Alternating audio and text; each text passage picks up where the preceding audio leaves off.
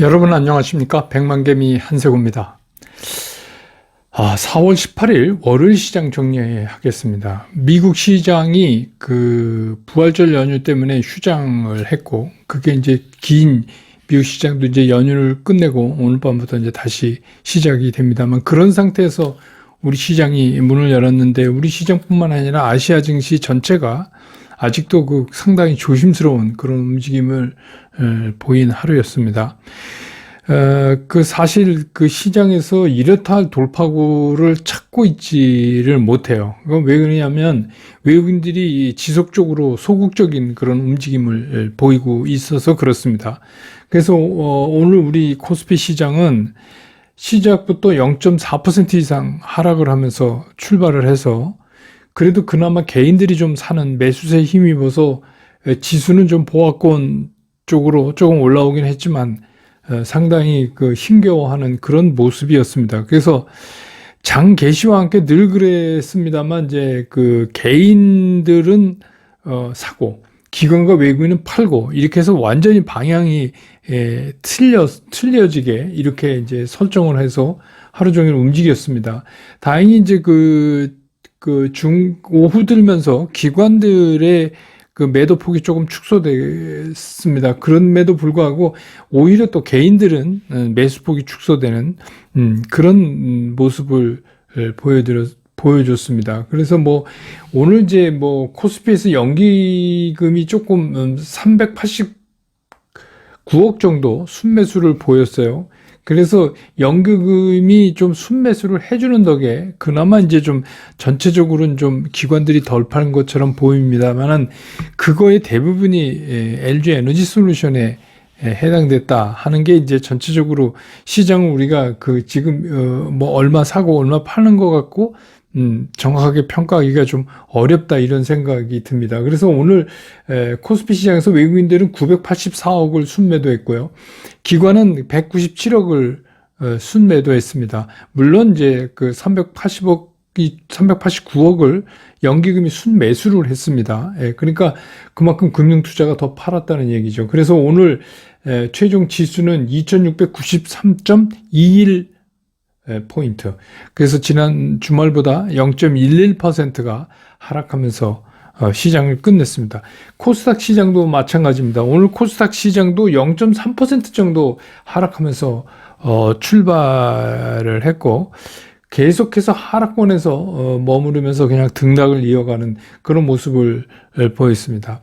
비교적 기관들은 순매도 폭이 크지는 않았습니다만, 외국인들이 좀 많이 파는 쪽에 서 있는 그런 모습이었고, 개인들은 또 오늘도 코스피 시장에서 순매수를 이어갔습니다. 그래서 오늘 코스닥 시장에서 외국인들은 1,007억을 순매도했고, 기관은 296억을 순매도했고, 개인들만 1,366억을 순매수했습니다. 오늘 코스닥 마감 지수는 918.23포인트로 마감을 해서 지난 주말보다 0.67%나 하락하는 그런 모습을 보였습니다. 오늘 이제 중요한 시가총액에서 이제 중요한 포션을 차지하는 1, 2, 3위를 보면, 삼성전자는 100원 올랐고, 우여곡절 끝에 LG 에너지 솔루션은 2,000원이 빠지고 0.46% 빠졌습니다. SK 하이닉스는 1,000원이 올랐어요. 0.93%가 상승한 거죠. 이런 움직임을 보였는데, 주체별로 보면 삼성전자는 외국인들이 830억을 순매도했어요. 기관은 88억을 순매도했고, 개인만 920억을 순매수를 했습니다. 그러니까 아직도 외국인들은 계속해서 삼성전자는 팔고 있다, 이렇게 보여지고요.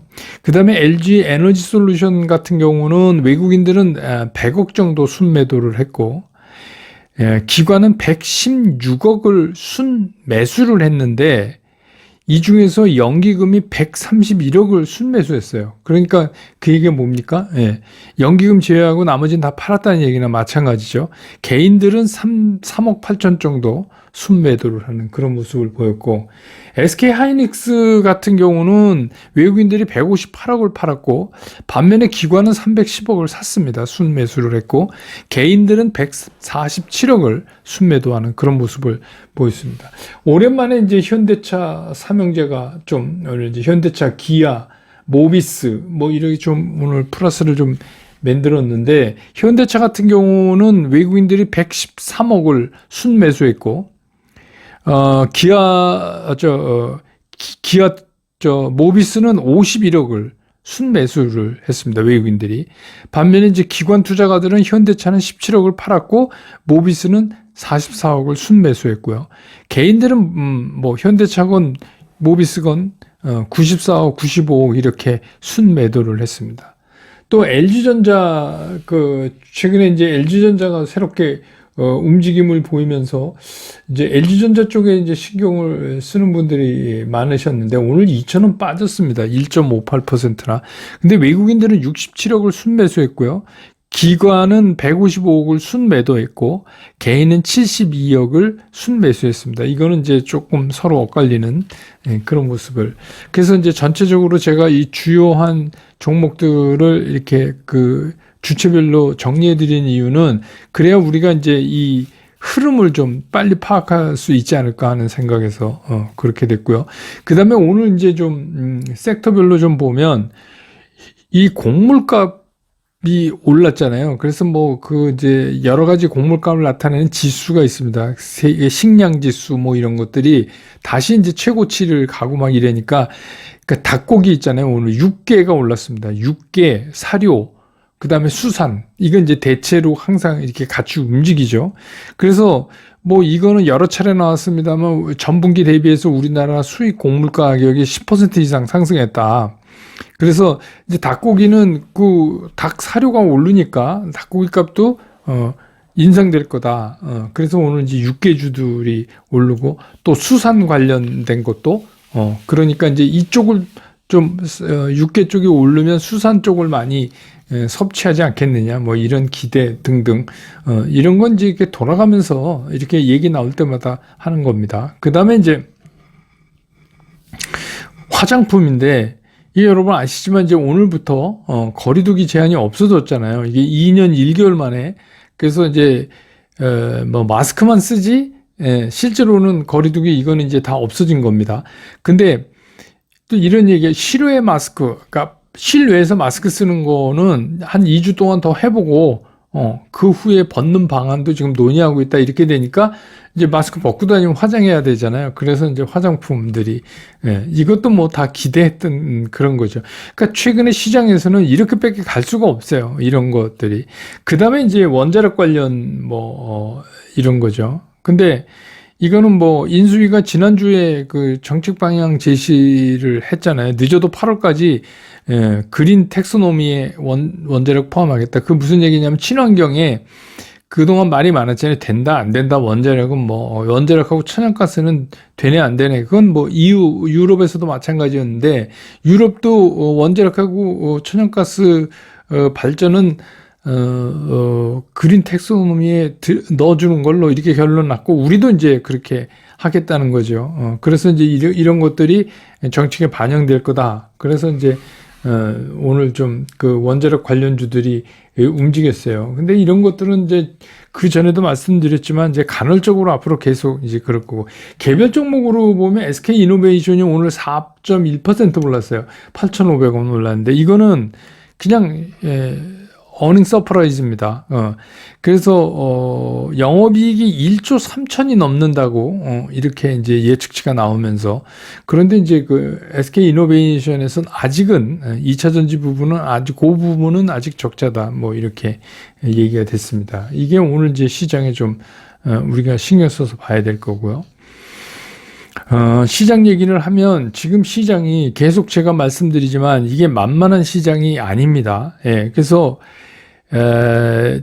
제가 이제 자주 그런 말씀 드리지만 구조적으로 우리 시장은 외국인들이 사주지 않으면 오르는 게 제한적이에요.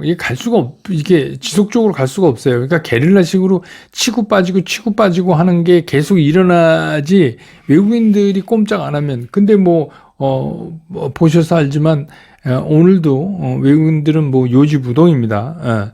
그래서 그러면 이런 그 이유가, 계속 말씀드리지만 이게 국제적인 인플레이션, 이건 이제 코로나 팬데믹 이후에 그 유동성 공급이 만들어낸 거죠. 거기다가 더해서 러시아 우크라이나 사태 때문에 이제 특히 많이 뛰는 게 오늘도 이제 시장에서 그런 관련주들이 올랐지만 원자재, 에너지, 곡물 이런 거 아니에요. 근데 이제 이런 것들의 폭등이 특히 우리나라와 같은 산업 구조를 가지고 있는 나라에서는 그게 큰 충격이다 이거예요. 그러니까 여러분 한번 생각을 해보세요. 지금 우리나라가 원자재, 에너지, 곡물 그 어떤 것도 우리 스스로 해결되는 게 하나도 없어요. 그렇잖아요. 전부 이거 수입해야 돼요.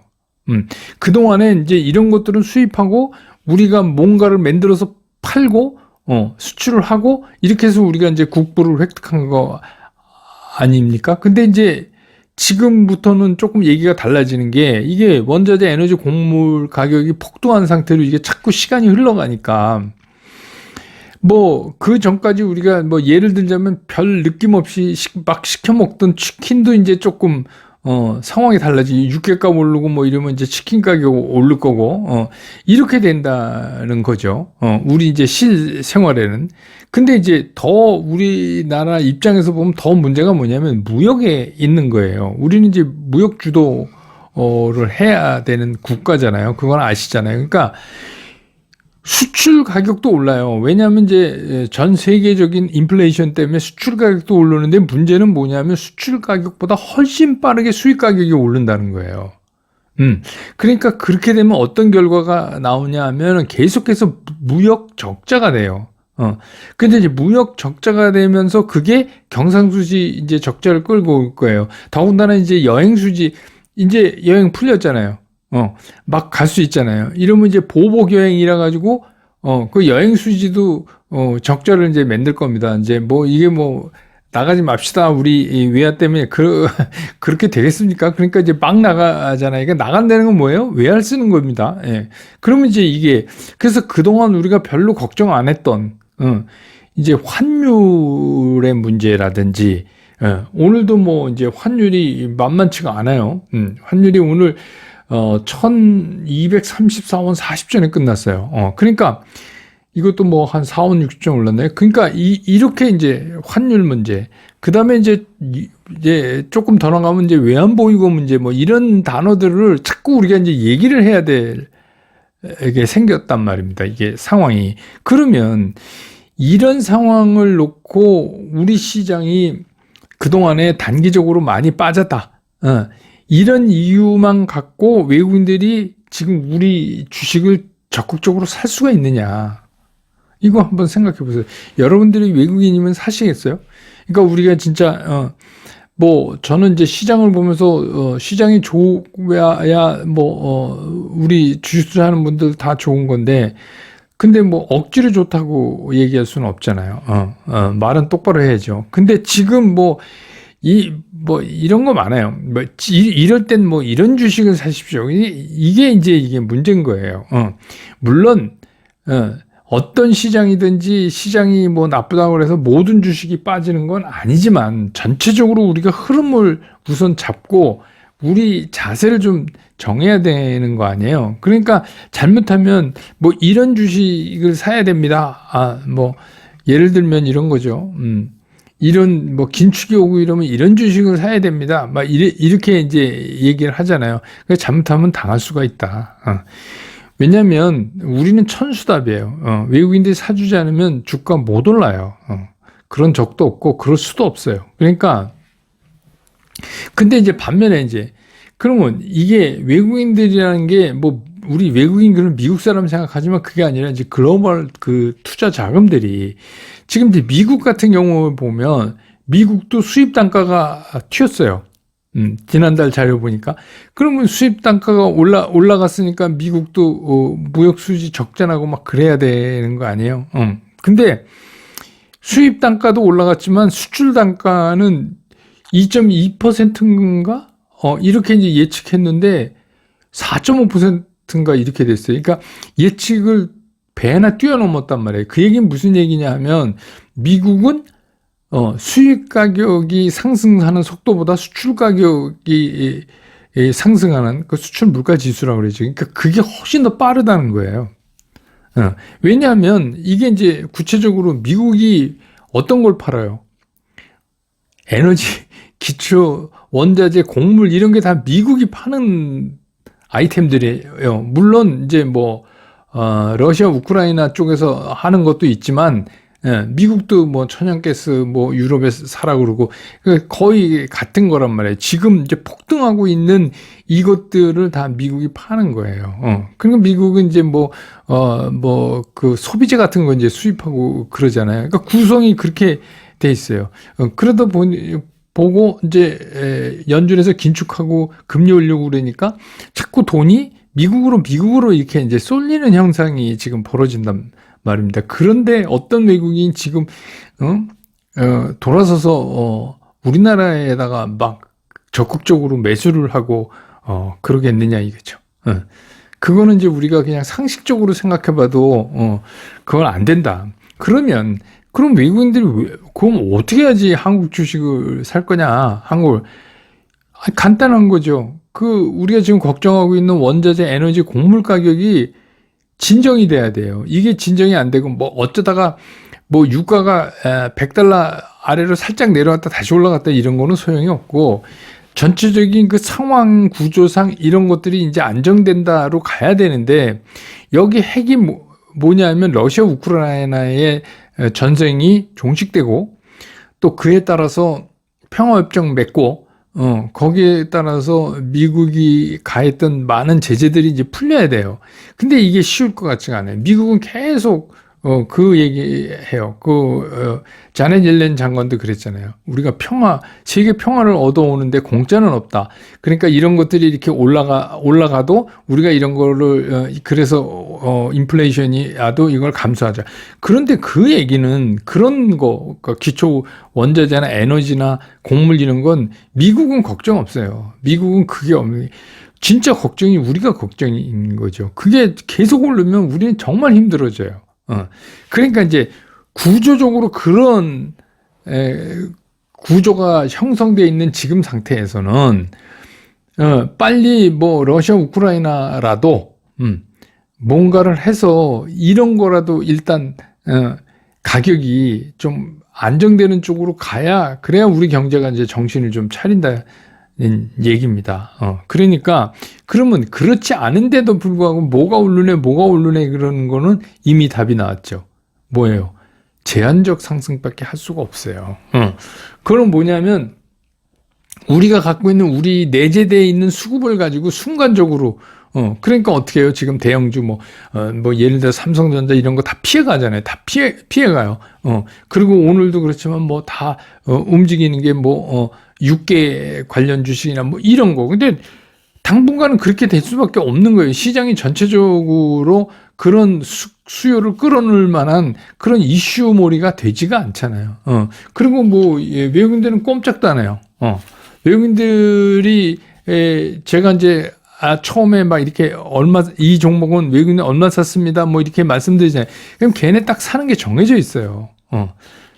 그 이외에는 외국인들 안 사겠다는 겁니다. 그 얘기는 뭐냐면 이게 쉽게 해결될 것 같지 않다고 외국인들은 아직 느끼고 있다 이런 겁니다. 그러니까 여기서는 우리가 어떻게 해야 돼요? 그럼 우리도 거기에 맞춤 전략을 써야 될 거 아니에요. 시장 상황이 변했는데 나는 계속 옛날 얘기를 하고 있다 이러면 안 되는 거예요. 그러니까 어떻게 해요? 지금 시장에 맞는 걸 해야죠. 그러면 뭐예요? 첫째, 이 어떤 거든지 상승이 길다고 생각하면 안 돼요. 우리가 기존으로 생각해 오던 거하고 완전히 다르다. 서로 그것이 실적을 바탕으로 한 어닝 서프라이즈라도 우리가 애초에 생각했던 것보다 짧을 가능성이 있다는 걸 항상 생각해요. 그 얘기는 뭐죠? 실적은 물론이고 이슈도 마찬가지다. 이슈도 굉장히 짧게 돌아다닐 가능성이 있다. 그 얘기는 철저한 이익 실현하는 거가 쫓아다니지 않으면 안 된다는 거예요. 지금은 그렇게 강하게 계속 쭉 이렇게 주가가 뻗을 수 있는 그런 그 여건이 갖춰져 있지 않다. 그러니까 뭐예요? 제한적 반등의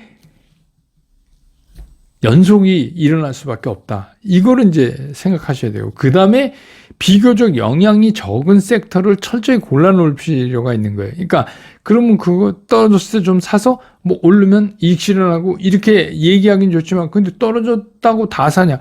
떨어졌다고 물 타니까 계속 대형적으로 계속 지금 가라앉잖아요. 그러니까 그렇게 안 하려면 뭐냐면 이런 영향력에서 철저히 빠져나온 거를 사야 되니까, 무슨 원자재나 에너지 곡물가 이런 거 지난 주말에 제가 정리해 드렸죠. 그런 섹터들, 그런 거에서 좀 벗어나는 섹터들을 가지고 우리가 이거를 노려봐야 된다. 근데 뭐 이것도 저것도 난 못하겠다, 안 하겠다 그러면 그냥 가만히 기다리시는 수밖에 없어요. 주식시장이 기다리면 먹게 돼 있으니까 얼마나 기다리느냐가 문제죠. 그래서 이제 그런 섹터로 철저히 할 필요가 있다. 근데 이제 댓글 보니까 질문도 많이 주시고, 그래서 이제 비슷한 질문들이 많아요. 그래서 제가 심정은 이해가 가는데 이런 거예요. 그렇다면 다 팔고 이따가 다시 사면 어떠냐, 이제 이런 의견인데, 이제 이런 거에는 우리가 먼저 전제되는 게 하나가 있어요. 다 팔고 이거는 언제까지, 어디까지 라는 게 정해져야지 그걸 할 수가 있는 거예요. 근데 지금 우리 시장에서 우리가 이게 언제까지 이렇게 우리를 힘들게 할지, 어디까지 끌고 내려갈지 잘 몰라요.